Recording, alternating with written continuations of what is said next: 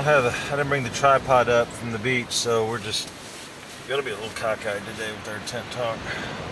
This over here. We're at the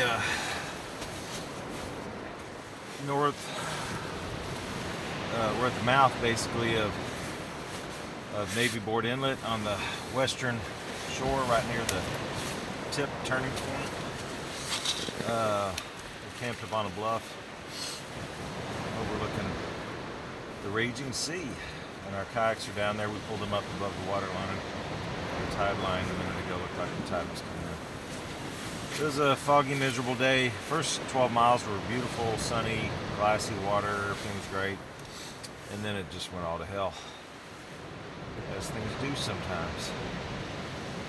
And we wrestled on and got about 22 some odd miles, maybe 24. Total of 163 on the trip.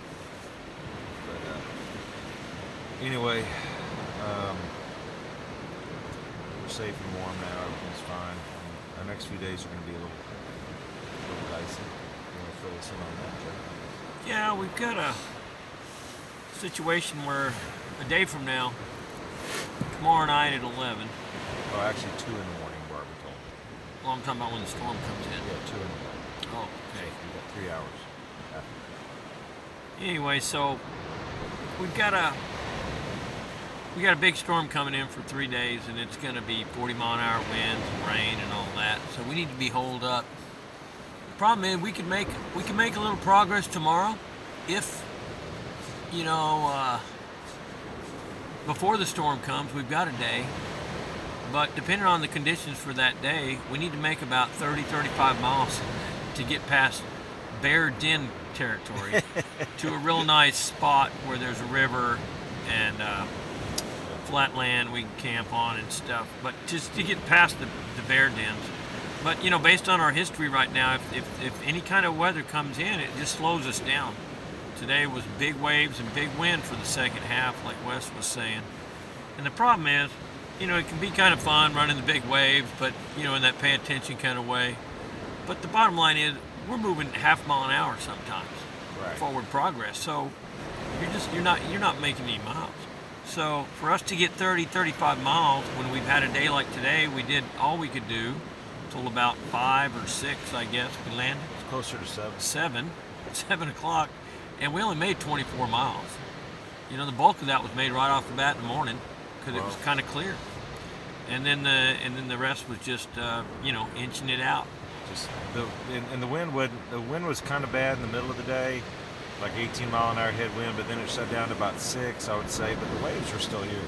Well, waves in the fog. It got big later though. We had some big gusts here. That's true. Coming up before the last hour or so, it was just like blow your boat around while you're dealing with the waves. Right. And we have to ride outside because all this.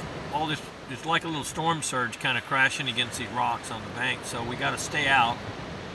And, so you're kind of balancing act of staying out to where too far out and you get really big sea. And then inland, you got to make sure you're not too close to wherever the waves are breaking off, what kind of bottoms the edge has. But with the thick fog in, we got to stay in close enough to navigate because we're only navigating by looking at the shoreline.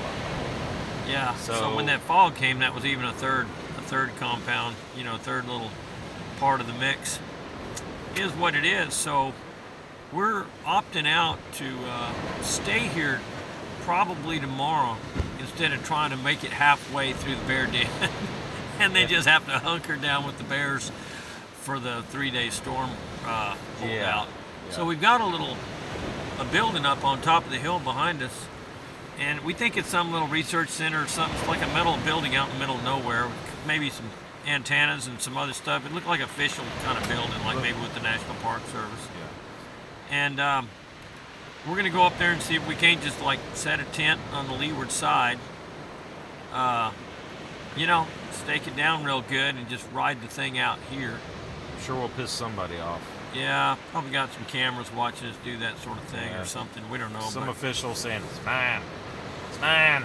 But they can boat on out here and talk to us if they want. Give us a ticket. They can come out and give us a ticket. Good luck with that boat ride. Yeah. But But then Anyway. again, in a perfect world, there'd be some nice, researcher in there that hadn't seen anybody forever, and they're hunkering down too and saying, "Oh yeah, come on in. Do you boys eat caribou steaks? Do y'all like beer? I have non-alcoholic beer also." And I'm practicing to be a massage therapist. Do you mind? So it could be that. And I got to get rid of this hot water in this shower. Can y'all? I'm sure that's exactly what's going to happen, man. Anyway, so we're probably going to hike over there first thing in the morning. It's about a mile. And through the tundra up here off the top of the bluffs. See what's the deal. Meantime, Barbara and Tom are researching to find out exactly what is the deal, who they are. I'm sure it's Parks Canada or something. But we know how wonderful they've been. But anyway, so that's been our day. Rebecca's back in Houston. She's going to hang out in Texas for a while.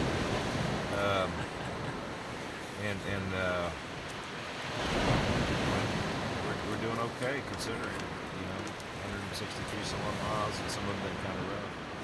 But anyway, as to the hanging out here for 4 days, it's a 2,000 plus mile, 2+ month trip. We got to be safe and conservative. There's no sense in trying to outrace some storm just to gain 30 miles, and then hunker down in the tent on some bear-ridden beach. We can just hunker down here on some bear-ridden mountain. Yeah, that was the deal too. Even if we got relatively close to the, since there's 24-hour sunlight here, you're not, there we don't have that to deal with nightfall. So we could go, but who would want to get just past the bear den right when the storm comes in? They'd be trying to set up a tent, and you're wicked cold when that wind comes on. At the end of the day, you've spent all your calories paddling, and you hit the beach, and that wind is still howling. You got to get some dry clothes on pretty quick. And the tent's set up in a high wind, and then batten it down because we got it set up regular. We don't have the storm strings out for it right now, but we'd have to have that. Yeah, if we were bare bones against it, we'd have to. Yeah, we'd have to find some natural protection anyway, just to help it out, because she might have a time with 40-mile-an-hour gusts. I think it'd do all right because it is from the fine folks at the North Face. I mean, it's a good tent. It's a tough tent. Real good tent. We had it in a storm down on the coast, Texas coast. Well, it wasn't in that storm though. It was a second one though. We had it in a second. That's a baby storm. I know it's a baby, but it wasn't. If it's not just below tornado, we don't really. It just doesn't count. Yeah. You have to put this thing up in a hurricane.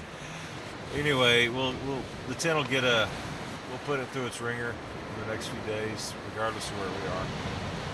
And we'll report back to the folks at the North Face and how it did. I'm sure it'll be great. Anyway, so it'll be just me and Jeff for 4 days sitting around our underwear around the campfire.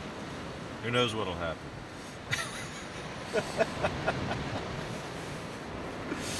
All right, that's it.